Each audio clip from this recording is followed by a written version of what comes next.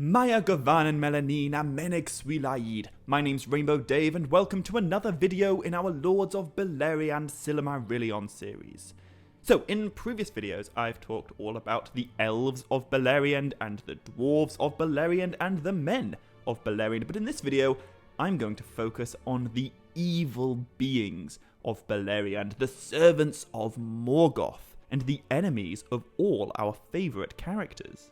Now, it probably won't come as much of a shock to you guys that I'm going to start with the orcs, because the orcs really are the bread and butter of not only Morgoth's army, but also like his entire evil enterprise. They are one of the original Dark Lord's most iconic legacies. But to be honest, when it comes to like raw power or devastating ability, orcs do seem a little uninspiring. I mean, they're hateful and repulsive, and they're made in mockery of the free peoples, but they aren't actually that impressive. Especially not at the beginning of the First Age. Uruk-hai, they won't exist for thousands and thousands and thousands and thousands of years, and even trolls don't make an appearance until later battles of the First Age. So, in the beginning, Morgoth's strategy with orcs really is quantity over quality. And if you recall from previous videos, this strategy is just not good enough to deal with the Noldor. In the first Battle of Beleriand, the orcs were able to do massive damage and overwhelm the lightly armed Green Elves, but they were no match for Eleuthingol Sindar, who bore weapons and armor forged by the dwarves. And in the two later battles that we've looked at, where the orcs of Morgoth fight the Noldorine exiles of Valinor, we see that even their staggering numbers aren't enough to defeat a high elven army. In the Dagon Wingiliath, Feanor and his host absolutely obliterate the orcs, and in the later Dagor Aglareb, we see again that even after 60 years of breeding a vast orc army, they are still utterly destroyed to the least and last by the united army of the Noldor. It seems that orcs just aren't capable of matching the light of Valinor that these Noldorine exiles are endowed with.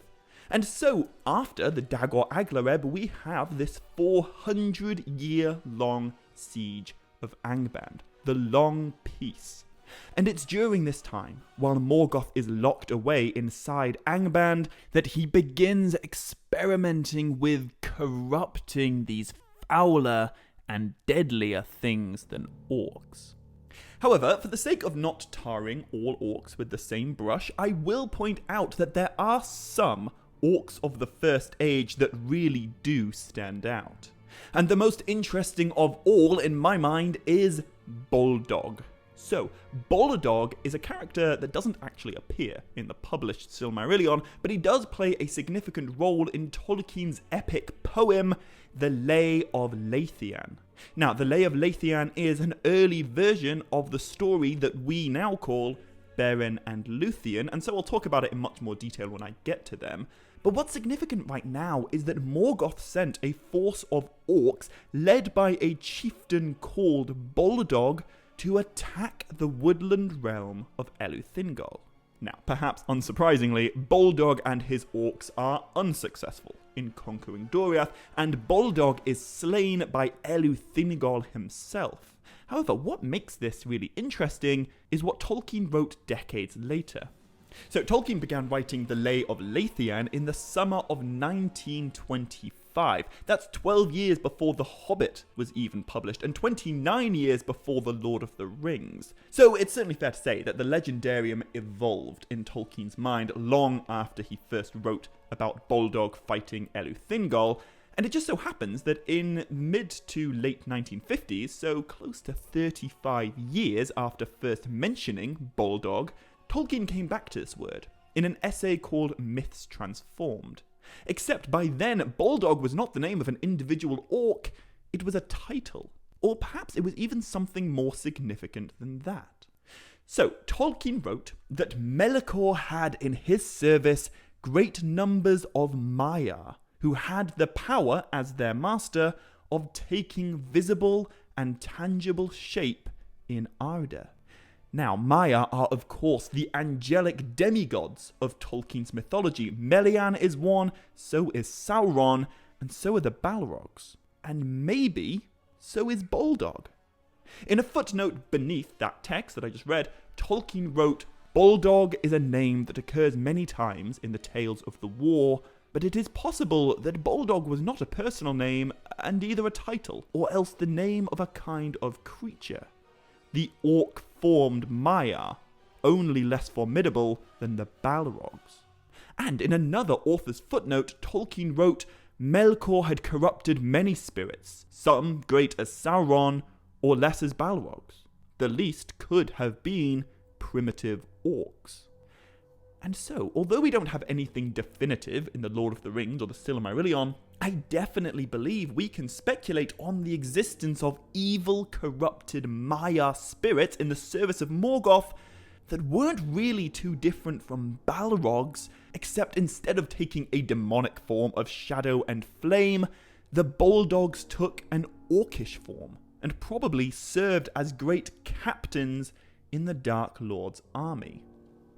Anyway, as cool as Bulldogs may be to think about, I reckon most of you would agree that Balrogs are even cooler. And the Balrogs of the First Age really are the ultimate elites of Morgoth's army. They are among his absolute mightiest servants, and the mightiest of all the Balrogs is Gothmog, the High Captain of Angband. In fact, it was Gothmog who took down Feanor. And I imagine that when we picture a Balrog, what we're imagining is something similar to Durin's Bane. You know, the immensely powerful being that took over Moria and eventually fell from the bridge of Khazad-dûm with Gandalf. This is certainly what I picture when I think of Balrogs, but it wasn't what Tolkien imagined when he first started writing about them. In his earliest draft of The Fall of Gondolin, which Tolkien began in 1916, while on a leave of absence from World War I, by the way, he describes hundreds of Balrogs attacking the Elven city, and he even tells us that a mortal man called Tuor, who was a great hero, but he was also just one dude, supposedly he killed 5 Balrogs just with his axe. And I feel like this may raise a few eyebrows. Like, why was it so hard for Gandalf to defeat his Balrog when Tuor was able to take down 5 with one axe? Well, the answer is that Tolkien changed his mind. As his son Christopher Tolkien wrote in the Book of Lost Tales, "The early conception of Balrogs makes them less terrible and certainly more destructible than they afterwards became." And in the Annals of Aman, Christopher Tolkien tells us, "In the margin, my father wrote, there should not be supposed more than, say, 3 or at most 7 ever existed." So there you go. Later in his life, Tolkien decided that the Balrogs were way fewer in number, but way more incredible in power. And although Tolkien doesn't elaborate beyond 3 or at most 7, there are 3 Balrogs that are actively mentioned in the Legendarium. First is, of course, Gothmog, the mightiest of all the Balrogs, and possibly the greatest evil warrior ever to exist in Middle-earth. Another is, of course, Durin's Bane, who isn't identified in the Silmarillion, but we know from The Lord of the Rings he must have survived the Ents of the First Age by fleeing east, I guess, and settling beneath the Misty Mountains, where he would eventually be awoken by the dwarves, and much later, by Pippin. And the third significant Balrog is never named, but towards the end of the Silmarillion, we are told that he is killed by the fan-favourite elf Glorfindel. Now, as I say, neither him nor any Balrog except Gothmog are ever named, but again, in Tolkien's earlier writings, we are told about a Lord of Balrogs called Llangorthine, who, on the one hand, I guess may just be another name for Gothmog, but according to Christopher Tolkien, this is actually unlikely. The name Gothmog appears before Llangorthine in Tolkien's writings, so I think it's actually probable that Llangorthine was the name of some other Balrog who I guess got cut from the story before the final Silmarillion was posthumously published. However, before we move on from Balrogs, I feel like this is as good an opportunity as any to open up what is possibly one of the most intense debates in the entire Tolkien fandom. Do Balrogs have wings? Now, as I say, this debate can get lively, and I suppose at the end of the day, Tolkien never explicitly stated an answer like one way or the other, so there are no straight up right answers, but at the same time, I do think there are some wrong answers. And I'll start by saying, alright, full disclosure, I myself have definitely changed my opinion on this over the years. I used to very firmly believe that yes, Balrogs do have wings. It's how they're most often portrayed in adaptations and art, and frankly, it makes them look badass. And the truth is, if you look at the books with this idea already firmly rooted in your head, then you probably will find enough evidence to support your preconception. But if you look to the books from a neutral perspective, there is nowhere near enough evidence to assuage the overwhelming doubts attached to Balrogs having wings. But this debate did not spring out of nowhere. In the Bridge of Khazad-dûm chapter, we are told that the Balrog suddenly drew itself up to a great height, and its wings were spread from wall to wall. Now you may be thinking, Rainbow Dave, isn't that pretty compelling evidence that Balrogs do have wings? And yes, it would be, except that only a few sentences earlier, Tolkien wrote that the Balrog halted again, and the shadow about it reached out like two vast wings. So in these two references we have a clear simile, the Balrog's shadow spread like wings, not literally, and then we have the more ambiguous, its wings were spread from wall to wall, which I suppose could be literal wings, or it could be metaphorical wings. Except, actually, they can't be literal wings, because if the Balrog has literal wings that are big enough to spread from wall to wall while he's standing on the Bridge of Khazad-dûm over a massive chasm, then how could those wings fit through the narrow dwarf doors in the Chamber of Mazabul? And honestly, there's an even better argument against Balrogs having wings, and it's that in 100% of confirmed Balrog deaths, they always meet their end by falling. So they can't fly. Now, pro-wingers may very well argue that just because a Balrog can't fly, that doesn't mean it doesn't have wings. There are plenty of birds with wings that don't fly after all. And honestly, this is the camp that I used to find myself in. I guess I'd argue that, just like ostriches or kiwis, Balrogs may have had like non-functional wings. But as I've thought about it more, this doesn't actually really make any sense. Regardless of whether or not they can fly, all birds have wings because all birds share a common ancestor that evolved wings for flight. Some may have lost that ability and the wings are now vestigial relics of where they evolved from, but Balrogs didn't evolve. They were created as offspring of Ilúvatar's thought, like all of the Ainur. When they were corrupted by Melkor, they chose forms or shapes, or fana, that's the elven word that Tolkien uses. But they chose these fana in the form of like fiery demons. So why would any self-respecting Balrog choose a form with non-functioning vestigial appendages? It doesn't make sense. And although there are a few more pro-wing arguments, including the instances where Tolkien used the words winged or flying to describe the Balrogs, in every single case the context makes it very clear that these are metaphors. When Ungoliant attacked Morgoth, the Balrogs came to their master's defense with winged speed as a tempest of fire, but this is also clearly a metaphor. It's the speed that's winged, not the Balrogs. And no one's arguing that Balrogs can control the wind and rain just because Tolkien used the word tempest. It's just a metaphor. Same thing in Lord of the Rings when we're told that the dwarves of Moria roused from sleep a thing of terror that flying from the Thangorodrim had lain hidden at the foundations of the earth. It may have come flying from Thangorodrim, but it wasn't literal flying. It was just moving really fast. Gandalf comes flying down a set of stairs just before he confronts the Balrog, but no one's arguing that Gandalf has wings. His last words to the Fellowship are, "Fly, you fools!"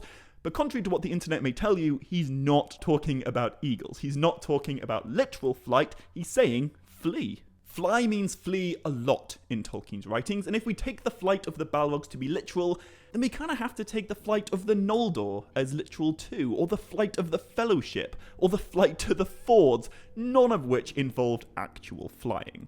We know with certainty that throughout the First Age, and also the eons before, Morgoth had absolutely no air force, and we know this because right at the very end of the First Age, he does create the first winged dragons, and they become the very first evil creatures to take to the skies. We can prove with evidence that Balrogs can't fly, and we can prove with logic that they didn't have wings. I'm really sorry if this shatters your mental image of Balrogs, it shattered mine, but I really don't think Tolkien ever intended Balrogs to look like this, even if it is a super awesome visual.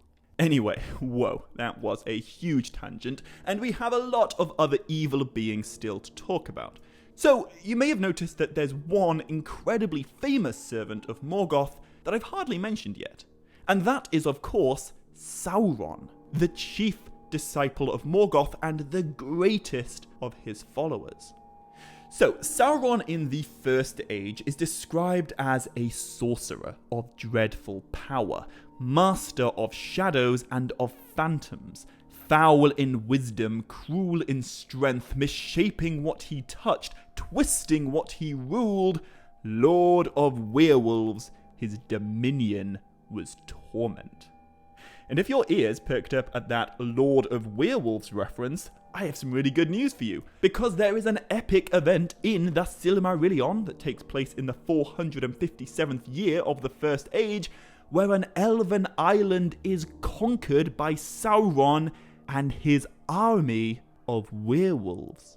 So, if you've seen my earlier video in this series about the elven realms of Beleriand, you may remember Tol Sirion, the island in the middle of the Sirion River, the same island where Finrod Felagund built a great watchtower which is memorably known as Minas Tirith, the Tower of the Guard. Well, after this elven Minas Tirith was built, Finrod Felagund went off to eventually found his own realm of Nargothrond, didn't he? And he left the island and its watchtower in the command of his nephew, Orodreth. Now, Orodreth is someone that I've not really talked about much yet either, as up until this point he's been, I would say, the least relevant member of the House of Finarfin. But when Sauron and his werewolves attack the Isle of Tol Sirion, Orodreth finally gets to see some action. Unfortunately, it doesn't go well. So, I've often thought of Orodreth as being a bit like Finrod Light. You know, if Finrod was an app, but you didn't want to pay for the full-fat Finrod Felagund version, which would be super expensive, let's be honest, you could get the Orodreth version, the free version. He's like Finrod, but without all the cool bonus features. I don't know, that may be really harsh on Orodreth, but he is very much Finrod's younger, less mighty, and less experienced kinsman. And he's no match for the werewolves of Sauron. So, this invasion, it's not like considered one of the main battles of Beleriand, and that's because it doesn't really involve much fighting. We're told that while Orodreth and his elven warriors were watching over Tol Sirion as wardens of Minas Tirith, they were suddenly overwhelmed by a dark cloud of fear. They defended their watchtower, but Sauron and his werewolves took Minas Tirith by assault, and Orodreth was driven out. And after this, Sauron and his werewolves simply occupied the island, and they took the watchtower for themselves. Which really sucks for the enemies of Morgoth, because remember, Finrod Felagund built that tower in the first place for a very good reason. It was in order to ensure that the good guys controlled the Sirion River, and thus access to the rest of southern Beleriand. And so now, not only has the Dark Lord taken the strategically important island, Sauron also has a repurposed elven fortress with which to defend it. Bad times for the good guys. And Sauron does not give up this advantage. Over the course of a decade, he and his werewolves come to defile the island, and they take up permanent residence there. By the time that Orodreth and his surviving defenders escape to Finrod all the way south in Nargothrond, Tol Sirion has been renamed Tol in Gawrhoth, the Island of Werewolves. And the werewolves of Middle-earth are a really fascinating detail, but they're very different from the werewolves that tend to crop up in popular fiction nowadays. Like, these werewolves are not shapeshifters. They're not people who turn into wolves because they were bitten or because it's the full moon or anything like that. They are simply giant wolves. But that doesn't mean they're just beasts. I think the reason Tolkien chose the word werewolf is because it comes from the Anglo-Saxons language, and it literally means man-wolf. But as I say, what Tolkien means by that isn't that they are men who shapeshift into wolves, it's that his werewolves have an intelligent, sentient mind like ours. They can speak, but instead of occupying humanoid forms, they exist as giant wolves. And there's quite a lot to say on this topic of werewolves, but to be honest, I already have a whole video dedicated to the werewolves and vampires of Tolkien's Legendarium, so check that out after this if you want to. I'll leave a link in the description. But to quickly summarize, they do seem very different to the wolves and the wargs that we meet elsewhere in the Legendarium. Like, wargs seem to be evil beasts bred in the service of the Dark Lord, but werewolves are something else entirely. The most straightforward explanation for their origins is that they were Orc Maiar, like Sauron, or like the Balrogs, or like the Bulldogs, that were corrupted and they chose to walk in the shapes of terrible wolves. However, despite the fact that werewolves do serve Morgoth in the text, they actually seem to be more loyal to Sauron. Sauron is the master of werewolves. And there's a cool fun fact here, because although werewolves may be considered this ancient abomination of the First Age, a bit like all but one of the Balrogs, they really aren't. Gandalf tells us in The Lord of the Rings, which is set 6,459 years after the end of the First Age, Sauron has in his service orcs and trolls, wargs and werewolves. So yeah, werewolves may not be Sauron's most famous servants, but they are some of his most enduring servants. And there is one werewolf in particular that I absolutely have to mention, as he is the first werewolf ever to exist, the sire of all future werewolves, and, excuse the pun, Sauron's top dog while ruling Tol Gawahoth. His name is Glaurung, which means the Blue Wolf, and he was almost certainly the leader of the pack that fought with Sauron in the conquest of Orodreth's island. However, just before I move on from Tol Gawahoth, I want to take a moment to talk about a really minor but very interesting character who serves as Sauron's herald. Her name is Thuringwethil. And the reason that I find Thuringwethil so interesting is because she is the only confirmed vampire in all of Tolkien's writings. Now, we don't know very much about Thuringwethil except that she's totally evil and she's sort of Sauron's right-hand woman. We don't even truly know what she is. I would say she's probably a Maiar, like the werewolves and like Sauron himself, but the exact nature of vampires in Middle-earth is really unclear. She's described as kind of bat-like, with fingered wings and iron claws, and I think it's fair to say that she probably does drink blood. And she may also be the only one of her kind, as vampires are never mentioned again in the Second or Third Ages. But just like Glaurung and the entire island of werewolves, Thuringwethil will come back in a significant way when we get to the story of Beren and Luthien. So stow all of this away somewhere in the back of your brain. And as I say, if you want to know more about this right now, check out this video when this one's done. However, there is one more incredibly important character that I really need to talk about, and he is probably Morgoth's least subtle servant, like ever. You see, after his astounding defeats at the Dagor Nuin Gileath and the Dagor Aglareb, Morgoth began work on crafting the ultimate weapon, a kind of like an ace in the hole, a monstrous servant more deadly than all others.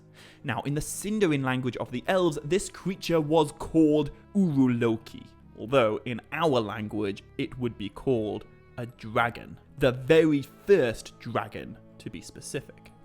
Now, just like most evil creatures, the exact origins of dragons are disputed. But we do know that they were somehow corrupted and bred by Morgoth, and their immense power is somehow derived from him. We can also confidently speculate that every dragon to live afterwards was descended from this guy, the father of all dragons, Glaurung.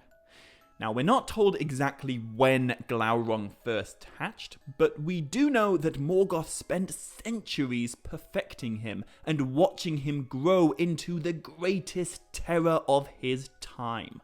Morgoth designed the great dragon to have scales harder than steel, and a fiery breath hot enough to melt stone. However, there was more to Glaurung than flame and armor. He was created with great intellect, and he was gifted with the powers of speech. On top of that, Glaurung also had skills in sorcery.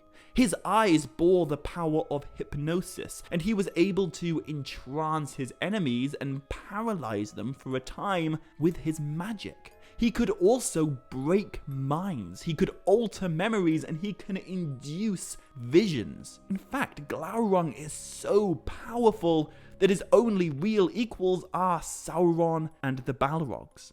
However, one very interesting thing to note is that although Glaurung shares most of his traits with the later dragons of Middle-earth, like Smaug is the most famous, Glaurung does differ in one very important way. He doesn't have wings. I know I've already done a whole thing about Balrogs and wings, but this is absolutely indisputable. Tolkien explicitly states that the earliest dragons did not have wings and could not fly. And so I used to imagine Glaurung as some kind of like fire-breathing dinosaur, but if we take a look at Glaurung's only physical description, we actually see that he's a bit more like some kind of fire-breathing serpent. Among his nicknames are the Serpent of Angband and the Great Worm, and he's described by Tolkien as looking like a huge snake, ashen grey, sliming the ground with his belly. We're also told the glance of his fell eyes was keener than that of eagles. But, as I said a moment ago, he's not subtle. You see, dragons live incredibly long lives, and they take an incredibly long time to reach maturity. Morgoth was willing to patiently wait for this, but Glaurung himself was not. I guess like most young things, he was impetuous and impulsive and rebellious, and so only about 100 years into the long peace, Glaurung issued forth from Angband by night, and he defiled the fields of Ardgallan, where the Noldorin guards stood watch.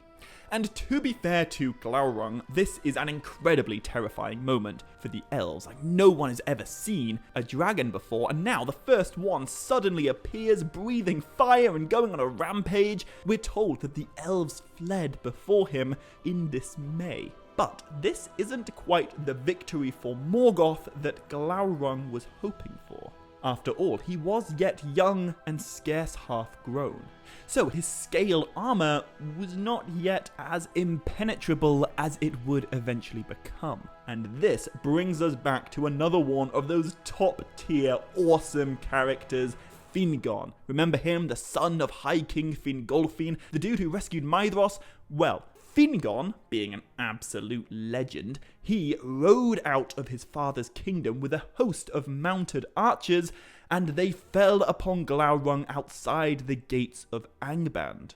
We're told that Fingon's riders hemmed Glaurung in a ring, and then they just started shooting him, arrow after arrow after arrow. Now, they weren't able to kill the dragon, but we know that Glaurung could not endure their darts, and he fled back to Angband. So, with all said and done, Glaurung's little rampage basically amounted to little more than just one more hero moment for Fingon, and a rather embarrassing debut for Glaurung. And look, it's very rare that you'll hear me empathizing with Morgoth, alright? But in this instance, I do actually kind of feel his frustration. You know, he had this badass weapon that no one had ever seen the likes of before, But due to Glaurung's impatience and Glaurung's disobedience, Morgoth completely lost the element of surprise, and he was made to look like a bit of a prat. In fact, Glaurung would not be seen or heard again for another 2 centuries. And by then, he'd be bigger, stronger, and deadlier than ever before.